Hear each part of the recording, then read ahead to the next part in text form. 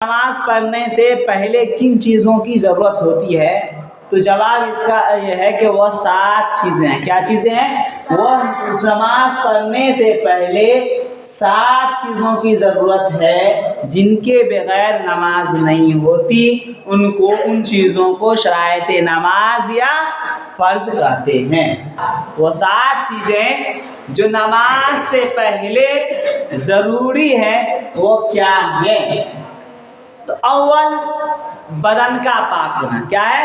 अव्वल बदन का पाक होना, और दूसरे कपड़ों का पाक होना, तीसरे जगह का पाक होना, चौथे सतर का छुपाना, और पांचवें नमाज का वक्त होना, और छठे यानी किबला की तरफ मुंह करना। किबला किसे कहते हैं? पश्चिम के तरफ मुंह करने को किबला कहा जाता है।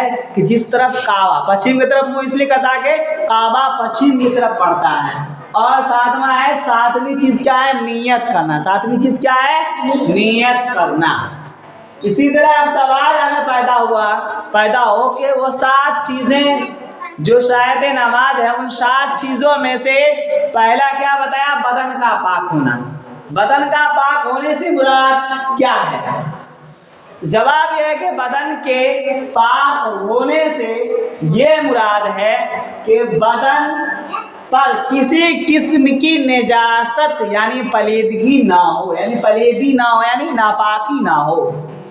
अब यहाँ पे बता गया, सवाल अगर होता है कि निजासत की कितनी किस्में हैं, निजासत की कितनी किस्में हैं, इसका जवाब ये है कि निजासत की 2 किस्में हैं। निजासत की 2 किस्में हैं। एक निजासत हकीकी और दूसरी निजासत हुक्मी।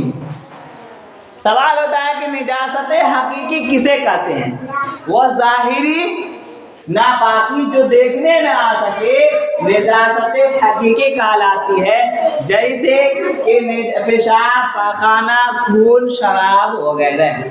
अब निजासत हुक्मिया किसे कहते हैं? निजासत हुक्मिया उस निजासत को कहा जाता है जो शरीयत के हुक्म जिसे शरीयत ने निजासत कहा है, उसे जो देखने में नहीं आता है, लेकिन निजासत जो शरीयत ने उसे हुक्म दे दिया, उसको करार दे दिया कि ये निजासत है, नापाकी है, तो उसी को निजासत हुक्मिया कहा जाता है। जो देखने में नजर नहीं आता, अगर देखने में नजर आता, अगर जाहिर आता तो उसको पेशाब पैखाना कहते हैं। जो देखने में नजर नहीं आता है तो उसे निजासत हुक्मिया कहते हैं। जैसे कि वजू, बगैर वजू होना, वजू का करना। तो अगर वजू नहीं है तो वजू कर लेगा तो क्या होगा? जैसे हाजत हो जाना, नहाने की हाजत हो जाना, तो ये जाहिरन नहीं है, बातिनन है, इसलिए इसको निजासत हुक्मिया कहा जाता है।